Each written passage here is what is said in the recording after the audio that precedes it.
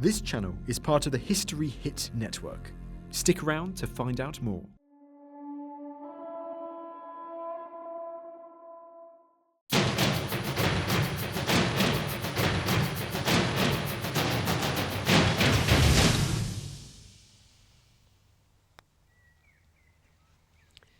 This is the 13th hole of a golf course in East Sussex. But over here, in these woods, a Roman bathhouse has been discovered. It's a fantastic find, complete with underfloor heating, tiled floors, and walls right up to window height. But what is a Roman bathhouse doing here completely on its own, 40 miles from the nearest Roman town? What on earth was happening around here 1900 years ago? Time Team have got just 3 days to find out.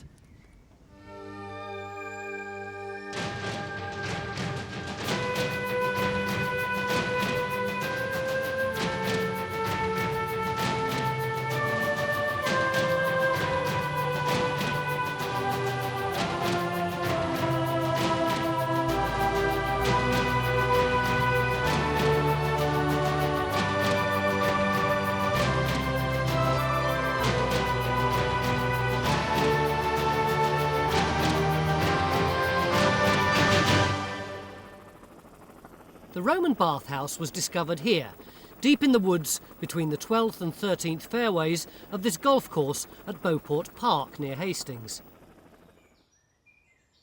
I'm leading around here, and that in front of you, there's the bathhouse. Looks like an aircraft hangar. I know it does, well. Amateur archaeologist Gerald Brodrib made the discovery and excavated it with help from a small band of dedicated volunteers, who also put up this temporary shelter to protect the remains. Now come into the bathhouse and you will see in front of you the wall, of the front wall, and...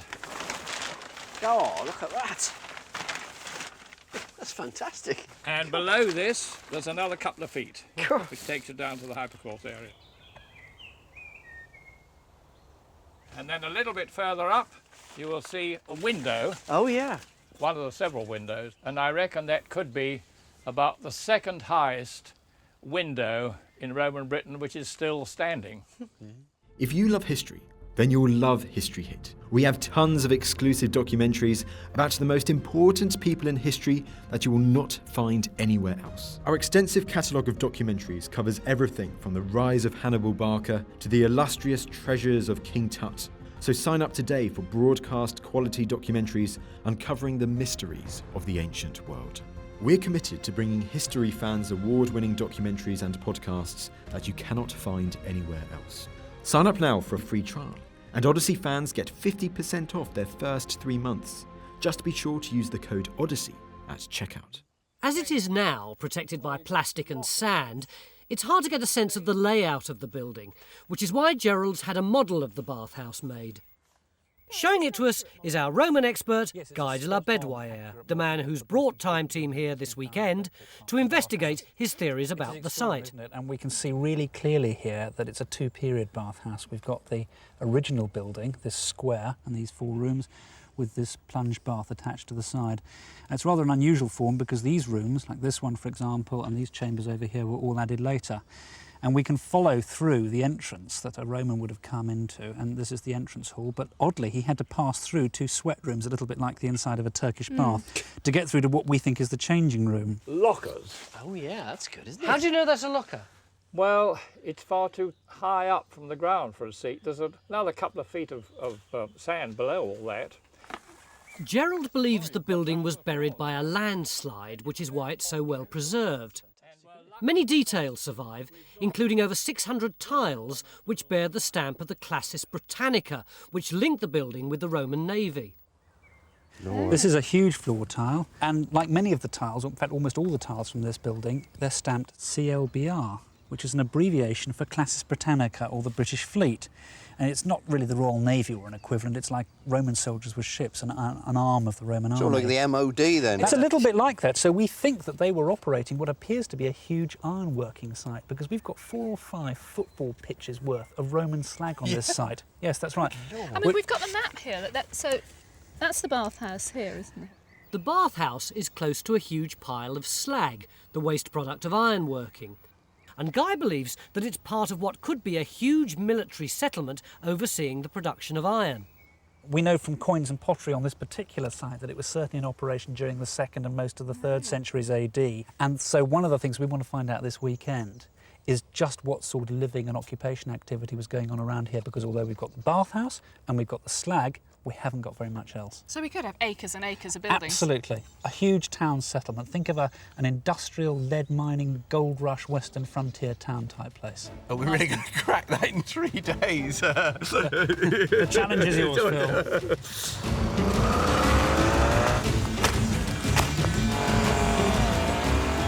Well, certainly it's going to be a challenge.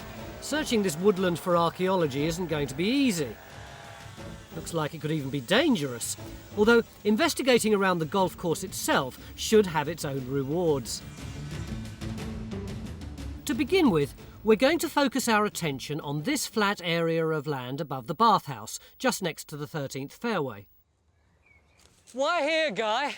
I know we can't chop down the whole forest, but why have you cleared the top of the hill? Well, you may have noticed, Tony, it's not exactly an open greenfield site up here. Sure. So we've been looking for a long time to find somewhere that might be where the buildings were, that we think must have been operating this Roman ironworking site. Here, we've got a flat terrace, much flatter than anywhere else around here, and it overlooks the whole of the ironworking site, which we know is down there, and it overlooks the bathhouse, which is over here. And Gerald, who's been working here for years, has got some very good reasons for picking out this spot as being a likely area to look in. Well, my reasons are, apart from the location, which Guy has pointed out, the fact that the chap who laid the golf course out, the engineer, he said that it'd be worth looking on the left-hand side of the 13th fairway. In Is that where we are now? Where we Yes. are now. Yes, this red area is roughly equivalent to what we've cleared, and that's the 13th.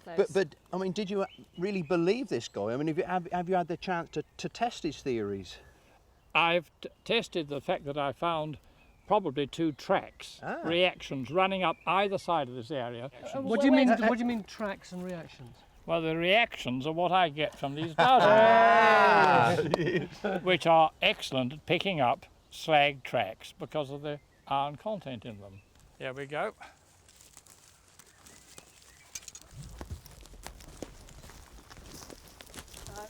Right there. Well, I know Mick's sceptical about dowsing, but apparently Gerald did find the bathhouse this way. Are you happy to rely solely on the evidence of the dowsing? Well, I think probably not. We're doing some geophysics here as well, anyhow, so it'll be interesting to see how they compare. I think Mick and I both be happy with that, wouldn't we? I think I would as a sceptic, yeah. So far, geophys have only surveyed part of the terrace, but enough for John to form an opinion about Gerald's tracks. So you haven't got anything?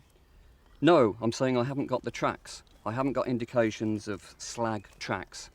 I've got an area of possible interest, but I think it's just that platform of soil. I've got no indications of walls or buildings, no indication of a major building here. So what should we do? Well, the obvious thing is to do 2 or 3 evaluation trenches across this area then, We and could going take in- into your track as well. So at last, after spending much of this morning clearing this area, we can actually get a trench started, while geophys finish their survey of the rest of this terrace. Gerald is convinced that we'll find at least a Roman track built out of iron slag.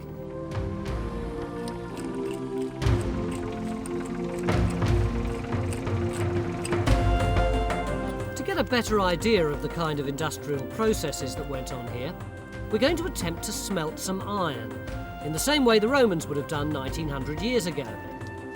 The first task today is to make a furnace using the local clay. Yeah, we call it a shaft furnace, a typical type of furnace that's been in Britain since probably the late Iron Age at the earliest. So we've based it on an archaeological excavation, roughly the right sized thickness walls, the right sized diameter. The height is something we've got to judge, because that never survives archaeologically. Yeah. Up on the terrace, there's nothing to report from this big trench, but we've now opened up 2 smaller trenches to test another dowsing prediction that there's a wall buried under here. Even the digger's dog's helping, but at the moment, all I can show a class of visiting school children is Victor's impression of what this site may have looked like when the Romans were here. We know this is here, this is the bathhouse, and We know there would have been all this smoke here because it was a smelting works, and this is what we're hoping to find over the course of the weekend. But at the moment, all we've got is one trench with a load of roots and one bit of thing that looks like a flower pot. We've got the clay. Hopefully Phil will have more success, because he's gone off to help our smelting team collect some iron ore from a quarry literally just down the road. Well, the advantage with this clay is that in it there are bands of ironstone, seams of iron, and what we've got to try and do is find some. Cool, stone of crows. Oh, that's wonderful. Oh, look at that. Oh, look at this. Yeah. Oh, God, it's like tater picking, isn't it, eh? So there's virtually a seam of it. And then, look at that. Good Lord, look at that. Isn't that amazing? Turn it over. Look, that's it. That's the stuff. Look, that purpley, that's how you can tell it's rich. That's what it is. Yeah. That's the stuff. That is pure iron then, is it? Well, it's not pure iron. There's a lot of other things in with it, but there's iron, pure iron there's iron ore. in it, and that's what we're trying to Beautiful. get at. Good Lord, the weight of that. Well, this is really, really plentiful. I mean, look, we've only been going a few minutes and we must have, what, already? Damn near a third of a bucket full. Well, if we get about 4 times that, we'll be in business, I think.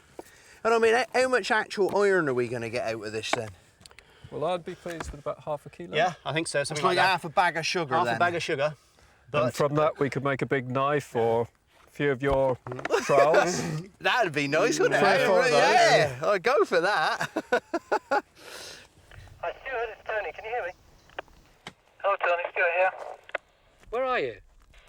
I'm out on the golf course at the moment, Tony. What, are you stuck in a bunker? No, what I'm trying to do at the moment is take a wider look at the landscape around the site, and out here on the golf course you can get a better idea of the landscape without trees on it. But surely the golf course is going to have been landscaped in the 20th century. You're not going to get much there, are you? Yeah, the golf course was built in 1970, and often there is a perception that the golf courses do destroy everything round about them, but sometimes they do actually preserve lumps and bumps. And out where I am at the moment, on the 13th fairway, there's a whole series of lumps and bumps which may or may not be archaeology. I'm not sure at the moment, but I'm working at it, Tony. Do your best, mate. Over and out. Brenda? How are you getting on where you are?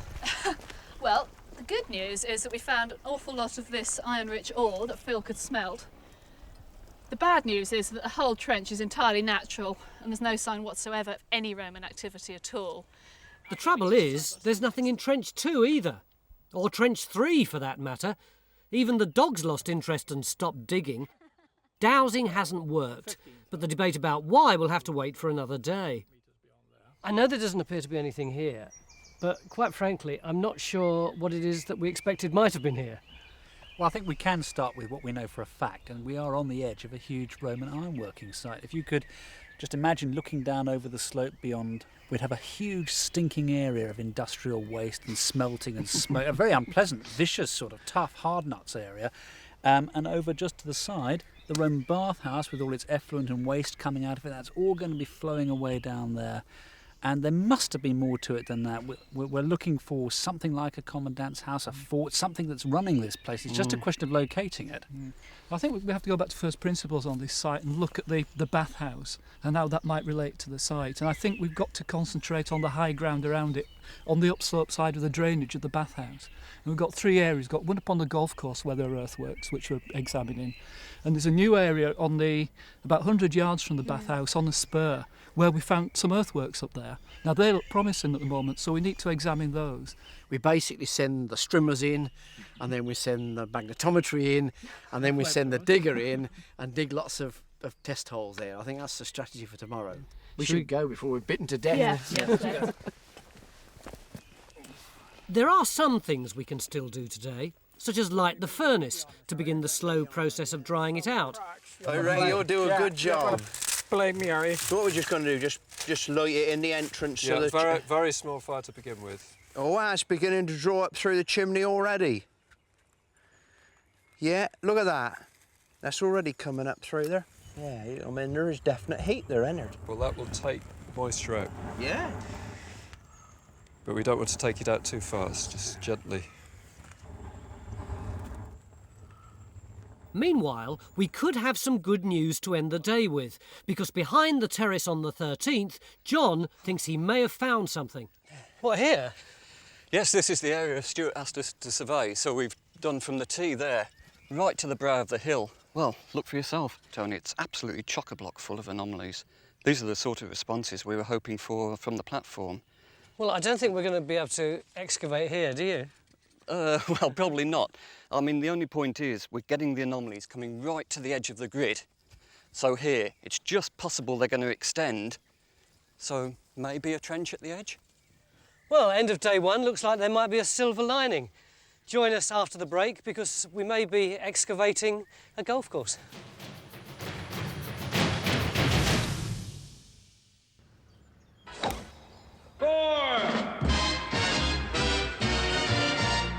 Straight down the middle, it went straight down the middle. Day two, and it's a busy morning on the golf course.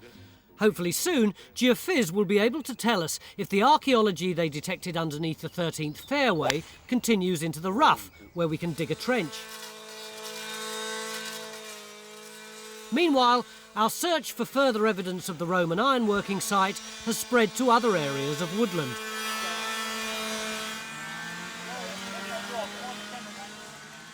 In particular, this area of high ground next to the 12th fairway, where Stuart has noted two different earthworks which we've decided to investigate. Grenza! What's this dip? Well, we don't know, but we want to find out, I think is the answer. Yeah, we think it might be some sort of industrial working to do with the smelting or something like that, but it's a very definite feature. There's quite a definite mound there. A very steep bank there, and it does look man-made. Using the mini digger, it shouldn't take us too long to find out what the mound is.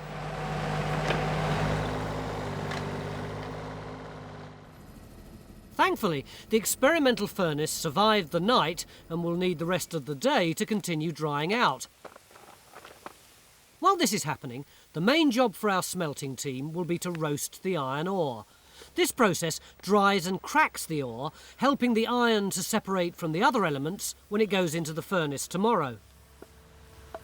I thought it'd be useful to try and work out, these areas of high ground to work out where we might be in relation to this bathhouse situation here. I mean, what we've got, this is a main natural stream valley down here. And what we've got is another valley down there where the 12th is, and we've got high ground coming off like that. So you're almost drawing contour lines on there. That's right, yeah. Like form lines for the hills. That's it. This is a big spur here of high ground. Yeah. We've got the valley over this side where we've been digging on the terrace here, and a valley going off that way. This is high ground, so this is one area where we might expect settlement. Mm-hmm. This is high ground, so we ought to be looking up here, and this is where we found those earthworks up like that. And this is an area of high ground still to look at. Now what we're left with is trying to work out where any settlement might be in relation to this bathhouse, which is down here. This is the dirty water side, that's the way water's flowing. So latrines, dirty water, etc., all the industrial stuff is all going to be downslope, it's going to go that way. So this is the clean side. So if we're looking for any high status settlement with this, it's either going to be on high ground up there or high ground up here above. Or up here on the 13th, where Geophys are currently working. And the sooner we can start a trench up here, the better, because at the moment, all we've got to show for our hard work in the woods are lots of these. Right, that's excellent. This is classic. Although we have now found a lot of iron slag under an uprooted tree. God, iron, isn't that heavy too? Yeah. Yeah, it contains a lot of iron. The whole secret of this process is that a lot of iron is sacrificed to form the slag, so that it flows away from the iron that's left in the furnace. Jerry will analyse the iron slag we produce tomorrow and compare it with some of these samples. So are we sure this slag's Roman, Jenny? Have you got any pottery to go with it? Yeah, we've had a few bits and wow. some nice rim sherds, so I think... look, and is that a nail? Yeah. That's excellent. So that's that, I mean, we've actually got the full process. This is the end product. This is the end product, the finished thing. If we can take that back as well and look at that under the microscope, that'll tell us an awful lot about it. The uprooted tree is located here, and this evidence will be added to the archaeological record. Meanwhile, the news from this area of high ground containing the two earthworks is that earthwork 1 looks like it's been created by quarrying, but we've no finds to link it with the Roman period, so we're closing this trench down. But there's still hope for earthwork number 2, where we think we may have found the remains of a wall. Yeah. It's a spread of rubble which started from the original end of the trench and it extends all the way down. I've taken it out to what I believe is natural right at the bottom, and we're getting slag and charcoal on top of the natural there. If it's not a wall, what might it be? Well, it may be a wall, it's just that we can't see it's a wall yet. Maybe have rubble on top of something, wouldn't it may be a rubble wall, it may be rubble spread from a collapsed wall. Could be. And although we've got no finds from it, just in the trench down there that we passed, we've got some bits of Samian ware and some bits of Roman tile. So there's Roman stuff in the immediate vicinity. The way things are going, I'd be happy to find anything Roman. And I still feel that our best hope is out on the 13th, where we at least have some good geophys results. We've got some good news at last. Yes, yeah, we're immensely relieved. We thought we could only put a trench in right in the sort of really rough ground here, and as you can see, it's not got much in it. But we've just discovered that we can put a trench in as far into the golf course as the edge of the rough, which the manager reckons is here. That's just brilliant. What we wanted. I mean, I'd have liked it to have been a bit more that way, but here's good enough. How does it relate to well, look, what we've extended the survey from last night, and you can see, I mean, we've got these superb anomalies. Where are we on here? Just on the edge of this sort of noise, as I'll call it. So what we want to see is what the noise is. Let's go for it. Well, good geophysics, even if it doesn't look much like buildings under here. Let's hope the golfers don't mind a few extra holes. Up in the helicopter, Mick and Stuart are looking at the only area of high ground still to be investigated. I think that helps, I really do, because it really does show that spur up as being the highest, and the bathhouse is immediate. The only trouble with it is the bathhouse on the other side of the stream. Yeah. That might not be a major problem because we don't know how much the stream has moved. Well, this is true, yes, they could have had a bridge or something. We do know from lots of other Roman forts and villa settlements that they do like to sit on spurs of high ground. I think you need to get down there when you get back, Stu, and have a thrash around in that woods. So could this ridge of high ground have been the location for the Commandant's house? Or are there other possibilities? Look, you see that layout of regular features, Mick, in that field? Yeah, are you sure it's not a cricket pitch or something? Unless it's a strange game of cricket I've never played, Mick. That looks like a regular series of buildings almost from up here, Mick. I mean, I'd hesitate to say villa, but... Well, it makes sense. The Commandant could have lived off-site in a swanky villa. First, we must check with the county archaeologist that nothing is already on record about that field.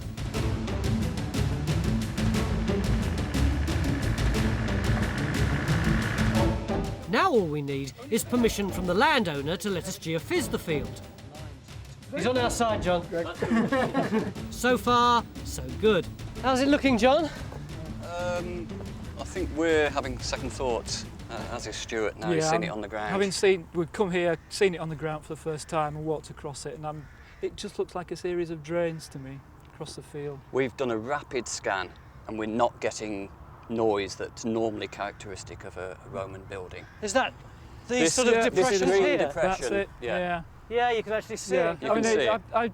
My experience on fields like this tells me this is a modern activity. Drains. Now, in certain circumstances, you might get that sort of response over a wall, but magnetically, we're not getting any strong signals. I personally don't think it's worth following, even though it was a distinctive pattern from the air. I think we should knock it on the head, really. Damn it! Damn it, damn it, damn it. Back to the cars? I think so. So the mystery continues. Where are the high-status Roman buildings we'd expect to find on a site like this? Gerald's as puzzled as we are. And a site as important as this, you've got to have a reasonable commandant or somebody. That's right, yeah. And at the moment, we are running out of options where that high-status building could be just by the topography. This is the area where Gerald's excavated before, and he thinks it's the place where the ironworkers lived. But having started cleaning up one of his trenches to check this interpretation, it's already clear that there's more than a workers' village here. I think what we've got here is probably a kiln. Jerry came and looked at it, and Wow. We've got a lot of this brick, and we've got a lot of charcoal. And some iron filings as well coming up on the magnet, which suggests that's fantastic. There's ironworking going on here. Yeah. Have we got any dating evidence at all? We have one small piece of pot in situ. God, I thought you were going to say no, actually. I just assumed it. That does look very Roman, doesn't it, as well? And we've got a little bit of Samian there as well. Even better. Yeah. It looks like there could be several periods of activity here, which is really only what we should expect, given this was an important site producing iron for the Roman Empire for over 200 years. We can see that the coastline round here in Roman times was very different from how it is now. These cross-hatched areas here mark inland harbours, which show how the sea came up really very close to where we are here at Beauport Park. And that allowed the Roman fleet to come in here and be involved in the iron extraction and smelting activity.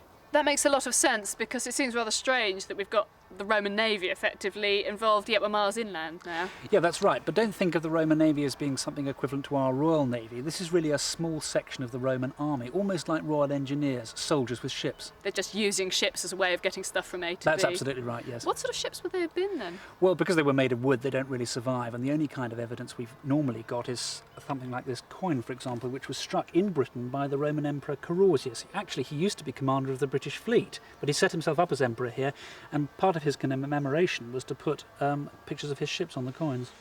But so far we haven't found any trace of the Roman Navy. Even this trench on the 13th fairway, which John was so keen to dig, hasn't lived up to its promise. So are you going to whack a hole in just to be I sure? might just whack one in a corner or something like that. But I mean, we've seen this increasingly now. I mean, that's a real disappointment, because it did look as if the geophysics was really noisy. So sadly, at the moment, all we have are the remains of the bathhouse for Steve to reconstruct.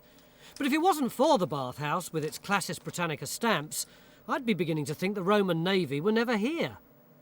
It is a mystery, isn't it? Yeah. Why haven't we found any Roman buildings?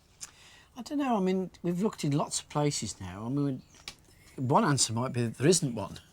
Oh, I hope not. I mean, we've got you know, a workers' village, if you like, out there, the sort of thing that Gerald's been working on for years, and we've got a bathhouse next to it. But I suppose it couldn't be. It could be that there isn't any more than that. That the bathhouse goes with the workers' village. But there'd have to be somebody overseeing the iron foundry, wouldn't there? Yeah, but do they have to live on the site? I mean, this bathhouse, we're impressed with it, aren't we? I mean, it's very impressive. It's survived to 8 feet high at that end. But even Gerald said, you know, that a lot of things about it are not high status. You know, he said there was 12 types of colour on the walls, but no designs or anything, no mosaics. It's, if you like, a sort of ordinary bathhouse. But we know the Navy were here. We know there were those big Classicus Britannica stamps. Sorry, Nick. Hi there, John. What's up? We're just ruminating here about things. I'm just a bit concerned that you've closed down the trench on the 13th. Yeah, I went up there to see Phil and we couldn't see anything in it. What's troubling me is that we've got all these strong magnetic responses. I'm not seeing any brick, I'm not seeing any tile, there's no slag. That's why we shut it down, because we couldn't see anything like that. Yeah, but it's not naturally magnetic. Right. There just has to be a reason for that. I think it's much too early to dismiss that trench. I think we need another look and to talk to Jerry. Okay, Right, let's get going. Let's do that. Victor, what are you doing? Oh, it's just you and Mick in the Roman bathhouse. You come look drunk. I'm glad I'm not on that. Well, let's hope John's right, that there is something under the 13th fairway. But maybe Mick's also right, that this was a huge ironworks with no posh houses and no other stone buildings at all. It may be something. End of day 2, and as you can see, the iron smelting's going great. But the archaeology's been really hard. Lots of discussions, lots of dead ends, and no Roman building. But we've still got 2 good leads, the unexplained wall and the one area of high ground that Stuart hasn't explored yet. And remember, all this time, we've been looking around the outside of the site. Tomorrow, we're going to go back to the very heart of it and see if we can lay our hands on the one reason why this settlement was here at all. A 1900-year-old version of one of these. Join us after the break.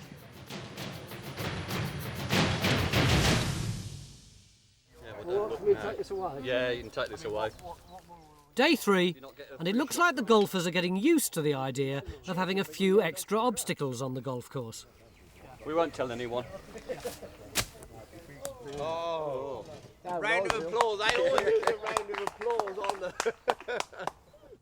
This is one of our trenches on the 13th fairway, which yesterday we'd planned to close down. Lots of it. What's he doing? Well, Mick said we'd finished this trench. Yeah. Well, honestly, you know, look at it. You know, it don't look anything archaeological at all. You've got to look closely, though, Mick. You look here, Tony. You can see the burnt clay, the staining, the flecks of charcoal. There's actually bits of iron ore in here that has been burnt.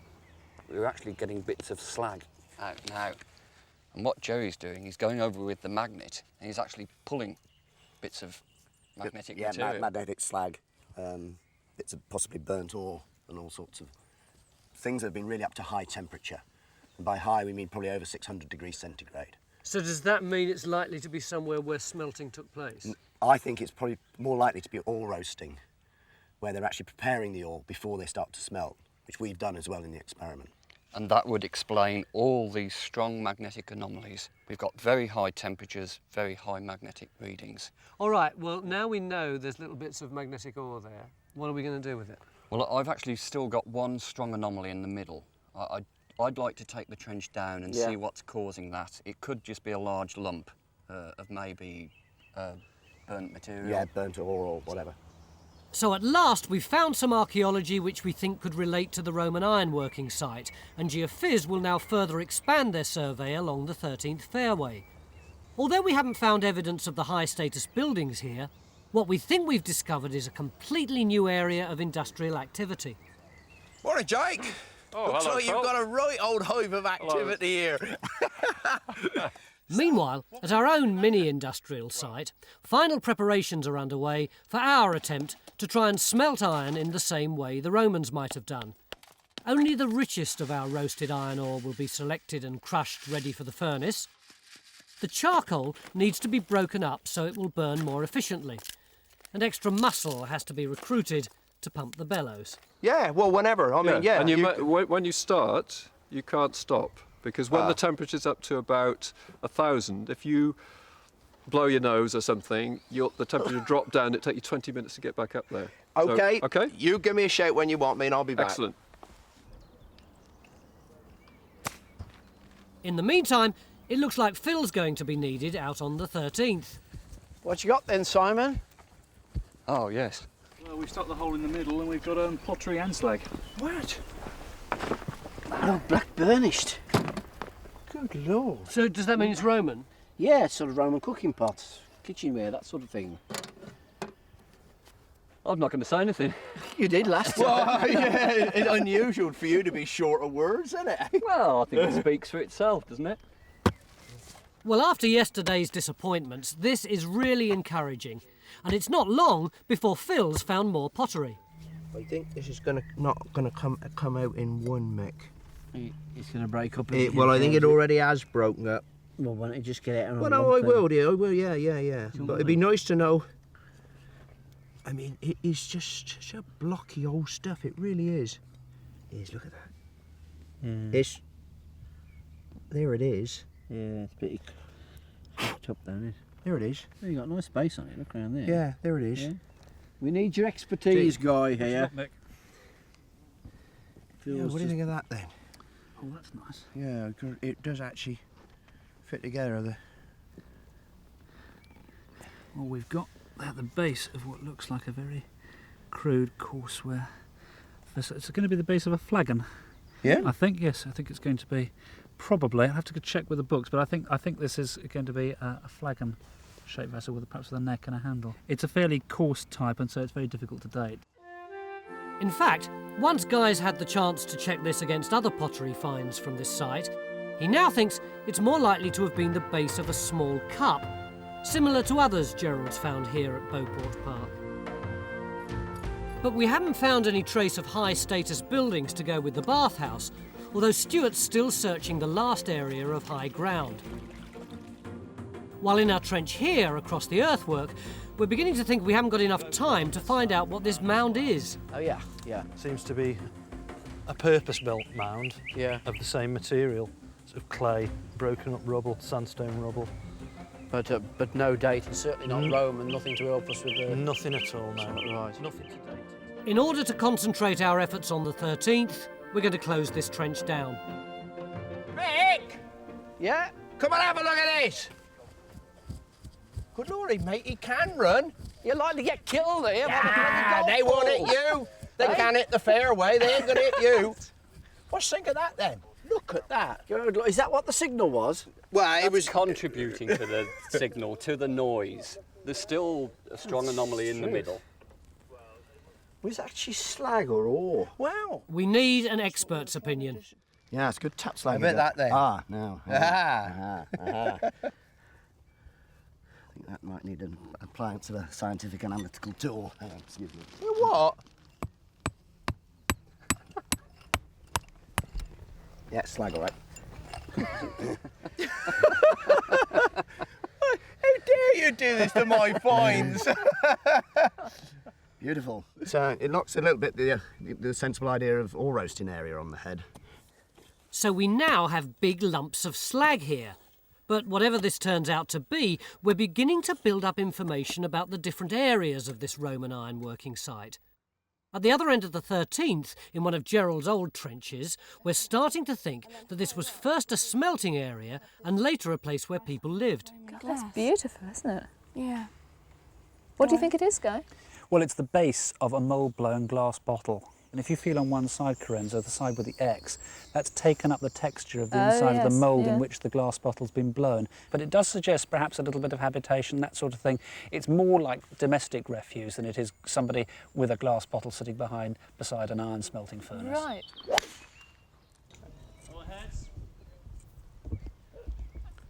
Oh, right in the trench. Stuart to McAston. Mick, cool. Yes, Stuart, Mick listening. Should we step back? Mick, I'm reporting back on that walk through the high ground. You know that big high ridge, the third ridge that we looked at from the helicopter? I've walked all the way down it and come round the north of the settlement. There's no trace of anything on that ridge at the moment, mate. Better shot. What, nothing at all? I've seen absolutely no indication of fort, settlement, anything else. Where trees have turned over, the soil's sterile, there's no slag, nothing.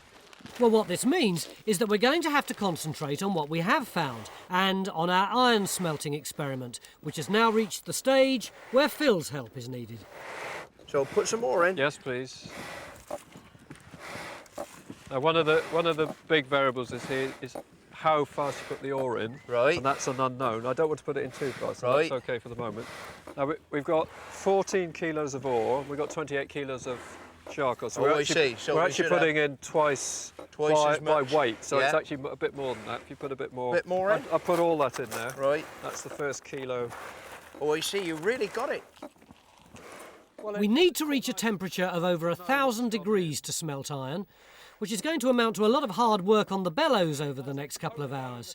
But this, as we understand it, is just the way the Romano-British workers would have done it. And how many people do we think might have been here altogether? Well, if we include everybody involved with the iron-making process, the ore gatherers, the miners, ore roasters, the charcoal burners, the smelters, the forgers, probably high hundreds, probably thousands. God, look, I'm amazed you're talking about that sort of number. Where are they? Where's the evidence for them? Well, the evidence is in the slag heaps, in a sense, of their products.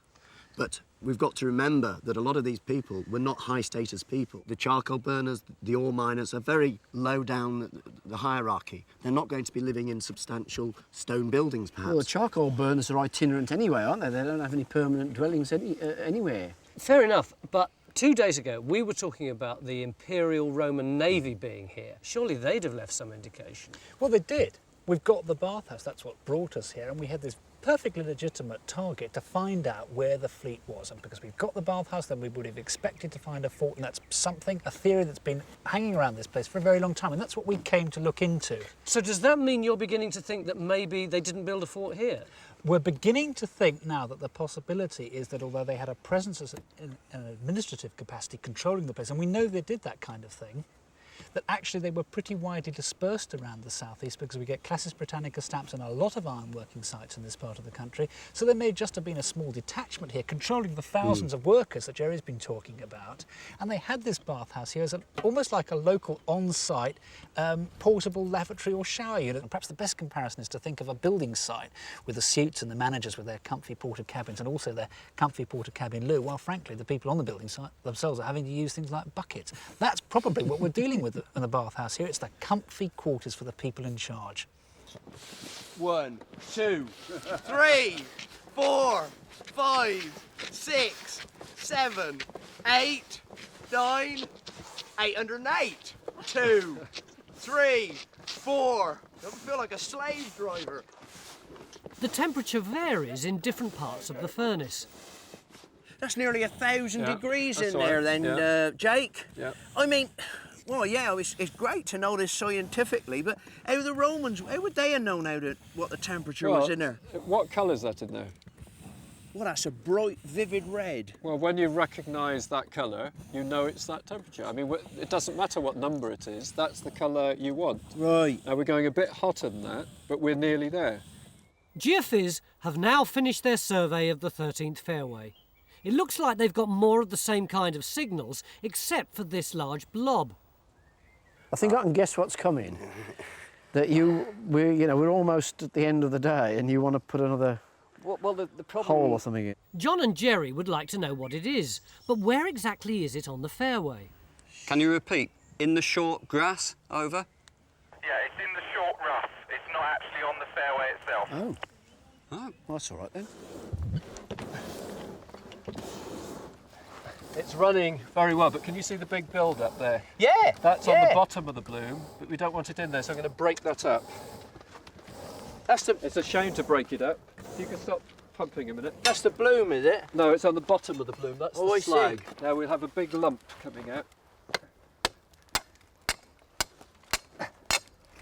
Whoa! There we are. Oh, look at that! Now that's slag. God, that's slag. Look at it, look at it, look at it coming. Oh, look at it coming. It's amazing. Look at that. I don't believe it. Oh, yeah, it is like a volcano, isn't it? Look at it coming. Okay, if you stop pumping, I'm going to block this up now. It's pouring out. What are you stopping it for? Carry on pumping, because we need to heat up again. Oh, I see. Because there's more of that to come. We've got to get all the slag out to leave the iron in there. That's only part of the story. Where's he gone? Well, we put the little hole in we discussed, and it's just carried on going down. You're still getting charcoal and slag Yeah, out? still getting charcoal slag. We're still getting a bit of pottery down the bottom there as well. Come on, did you get this out? Yes. Wow, that's our biggest find over the last 3 days. No, I think Jerry would like to see that. Jerry, can you hear me? It's Tony. Hello, Tony, it's Jerry, over. We found a piece of slag about the size of a child's head. Over here, Jerry. Come and have a look at this. Ah, wonderful, wonderful. What do you reckon? Right, this is furnace lining. What we've got is the clay lining of the furnace, and it's been heavily attacked by slag. So it shows a furnace that's been used over a long period of time. And is there any indication from that whether it's pre-Roman or Roman or medieval? No, not as such. You'd get it from all periods. So in itself, it is not dating. The question I would have to ask the archaeology is there dating evidence with it? Well, we've now got pot from above and below it, so... So that's really well stratified. That's excellent. So you're happy to say it's Roman? Yes, yep. But it wouldn't have been in situ? No. It has been dumped into a pit, or whatever this feature is. But presumably this sort of thing doesn't travel far? Not this side. I mean, the small pieces of tap slag that we've been finding, my guess is that probably, you can find probably virtually anywhere in the Weald, the odd piece being moved around. But this sort of massive stuff is not coming far. It's been brought in probably to backfill a pit or something, so it's within metres. You'd be happy to say that 1900 or so years ago, on the 13th fairway, the Romans were smelting iron? Well, more probably the local Britons under Roman supervision were smelting iron here, yes. Yes, for certain. Now that looks promising. I'll tell you what, Jake, you work up a thirst on this job. Oh don't yeah, you? we'll sort that out later. Right, Oh, can you I hope so. pull that one out? Yeah. Ah, there we are. Now that's... Oh, hopefully yeah, we've got something I've got in it. there. Here he is. There it is. Okay. Here it is. This is the bloom which should contain our iron if we've been successful. Yes? Lovely, lovely, lovely. Okay. Okay, now, that way. Oh! Don't worry. We've got to do this lots of times. Don't worry. Yeah, we've got to do this lots of times to compress it gently. Out on the 13th, it's a question of risking life and limb to look in our new trench, which is almost in front of the tee. God, you get a lot of that. Yeah, we're having to come out of the trench every time they tee off. Blimey. But I mean, the good thing about this is we're straight down onto charcoal areas of burning and lots of slag. I mean, I think even you'll believe us this time. What do you mean? Don't keep saying that. I do believe you. And look, we've got this nice hole. I presume it's a rabbit hole. And I was just starting to ferret down it. Look at this. Oh, wow, wow. Why did you say wow? Well, it's black, it's full of charcoal. I'd be tempted to leave because we might be taking the side of a furnace away there, John. What is it that you're hoping to find? What will it look like when it's revealed? We need to reveal it. There's actually very little known about these types of furnaces. Well, I mean, the big evidence we've got are the slag heaps. Yes, we got evidence of the slag. We know they're doing it. But exactly where are they doing it and how are they doing it? How does their furnace or roasting design compare to the ones that we've experimented with? Attention, Jake.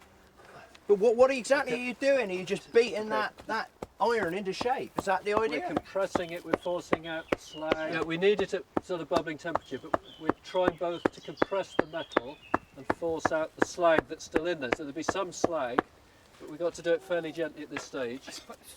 And every time you hit it, then you're getting rid of more impurities, and also and we're you get compressing more and more better iron. Because the bloom is full of little holes where silica's run out, so it's not a solid block. We've got to make it into a solid block before we can do any smithing with it. In Jerry's portable lab, we're going to compare slag produced in the Roman period with bits of slag from our furnace. First under the microscope is the Roman sample. What you've got is these little, what we call dendrites. They're like sort of embryonic Christmas trees, okay? And this is where the crystals grow in and melt. Does that mean they haven't got the iron out there? They haven't. All this iron oxide is showing that they are, well, it's probably that the ore is so rich that they don't mind, but there's an awful lot of iron oxide left in the slag. Is this why people reused Roman slag in later time? Because they knew they could get more iron out of it? Yeah.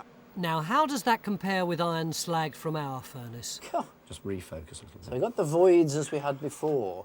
Yeah, those are the voids, but now our iron oxide are these little really small crystallite dendrites. Jake has done a tremendous job, assuming we get some iron out, that he's far superior as a smelter than the people producing that. But I think one of the differences would be that this is mass production here. Okay, and probably with very low skill levels. And, you know, you look into the fire, we should see, anyone now, we should see little sparks like a sparkler coming out of the fire.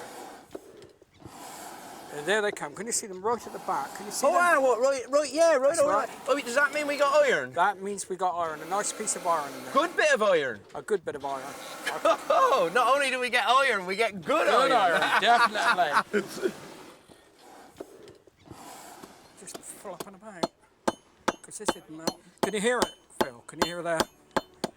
What, there's the solidness Solidness of it? In there? So nearly the end of our 3 days at Beauport Park, and John's keen to see what we found in the trench with the rabbit hole.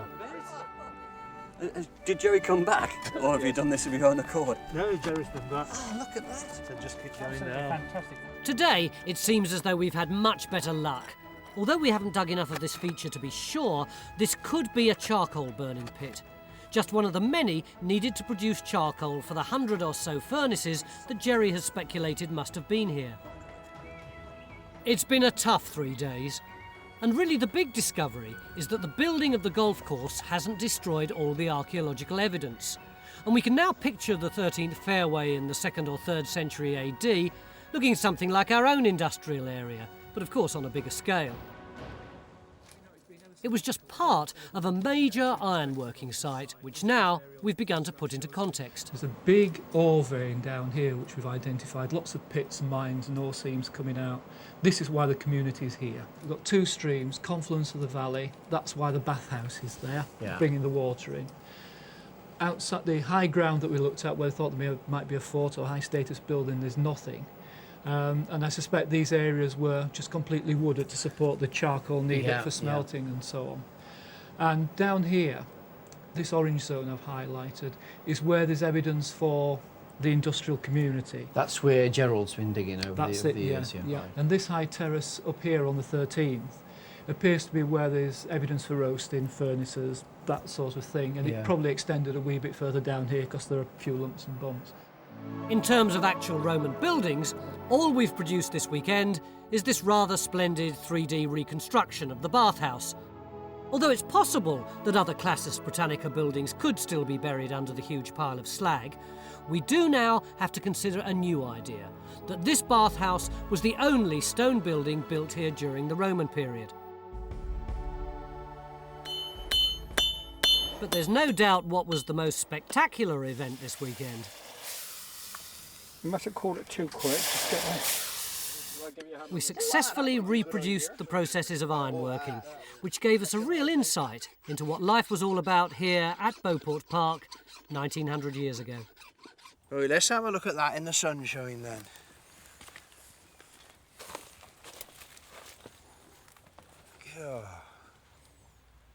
It's like That is silver, but pure, it's better. better than silver.